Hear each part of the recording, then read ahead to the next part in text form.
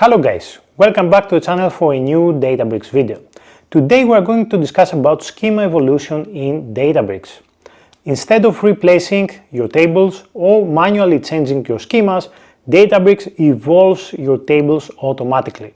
First, we are going to see how to use merge with schema evolution, which is a feature that has been around quite a while now. But then we will see a new feature which is insert with schema evolution. Now we can add new columns during inserts as well. I know it's a very simple feature, yet it's very crucial, especially when you perform incremental loading or you want to keep the latest snapshots of your data so you cannot use merge. Let's go straight into the example.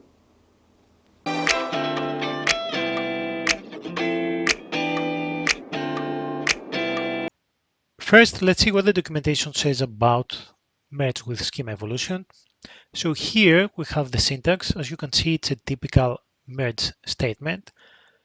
But here we have, this is the keywords, with schema evolution. So merge with schema evolution into target using source based on the keys. When matched, then update set, and when not matched, then we insert, or when not matched by source, then we delete. So here you can see examples with merge with simple merge with schema evolution as well, all these kind of things. And we can also see the syntax in Python, which is merge using the source data frame, of course, based on the keys. And here that's the key line, which is dot with schema evolution and brackets. The same with insert. As you can see, we have the Python version, we have the SQL version, which is insert with schema evolution into target table, select star from source table, right? If the query on source table returns columns that don't exist in the target table, these columns are automatically added to the target schema.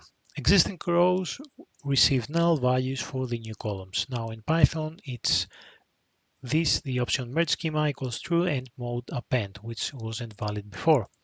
Now let's move to our example. It's a very simple example. Let's see the merge scenario first. Let's create a customers underscore merge table with these initial values. So let's see our data. So this is the original table, and this would be the target table as well. So we have 3 customers, right? With ID 1, 2, 3. Now let's create a source table with an evolved schema. Notice that the source contains 2 new columns, email and loyalty points.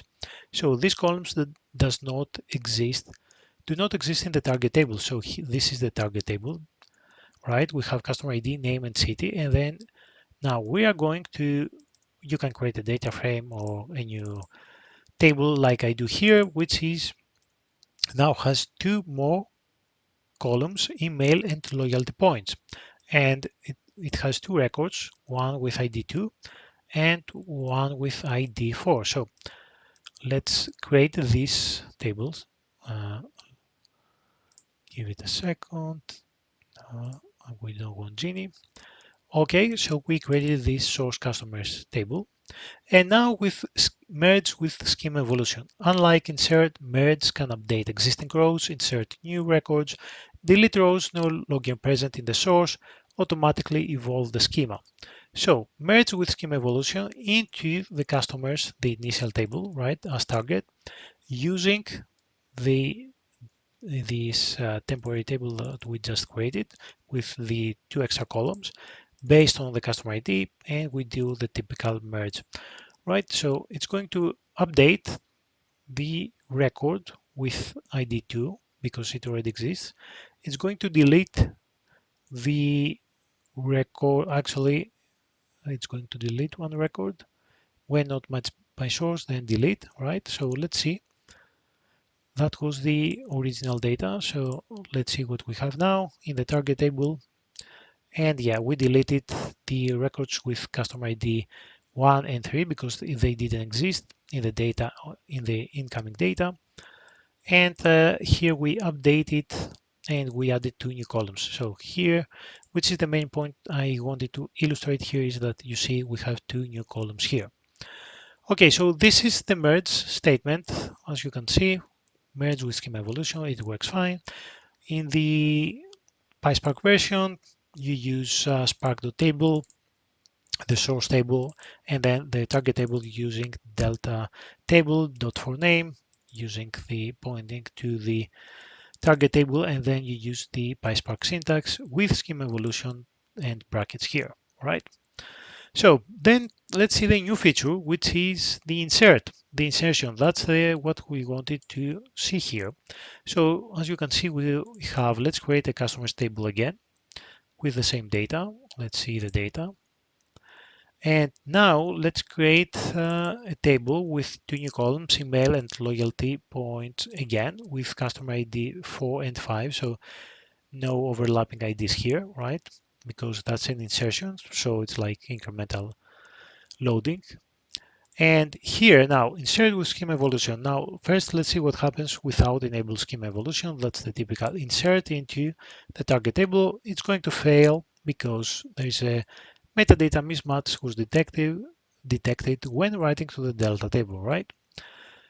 But now, if you do insert with Schema Evolution and you specify the columns here in the brackets, again, it's going to fail. It doesn't like the syntax, right? So what you have to do, this is the correct syntax. Insert with Schema Evolution into the target table, select star or whatever columns you want, and then from the source table. You cannot specify the column names in brackets. So this is not valid, at least right now. Maybe in the future they will fix that. But at least for right now, you cannot specify the columns. You have to select and specify the columns when you select the columns here. And now if you see the data again, let's move back. So here we should see two new columns. Yes. First of all, the two new customers were added, and we have two new columns, email and loyalty points. And here for the existing records, we place null, as it says in the documentation here, right? We have it where existing records receive null values for the new columns, right? So as you can see, we added these new columns. Everything in the existing data is null for these columns, but everything works perfect as expected.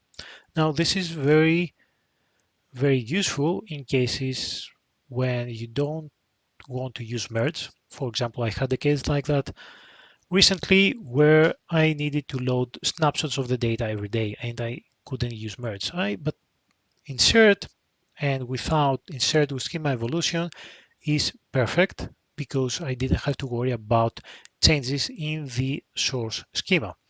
Now, one thing to mention here about Schema Evolution in insert is that I think I have it here. You can only, I don't have it here, but you can only use the version of the cluster should be 18.1, I think, and above. So if you don't use the right cluster, you cannot use 14, right? Version 14 of the cluster. You have to use 18.1 and above. Otherwise, you cannot have this new feature. And this is the PySpark version. I'm not going to execute it, but here you can see it's merge schema to true mode append. So this is how you can use insert with Schema Evolution. Again, very simple feature, yet very powerful, and it's very useful to know because it's something very practical.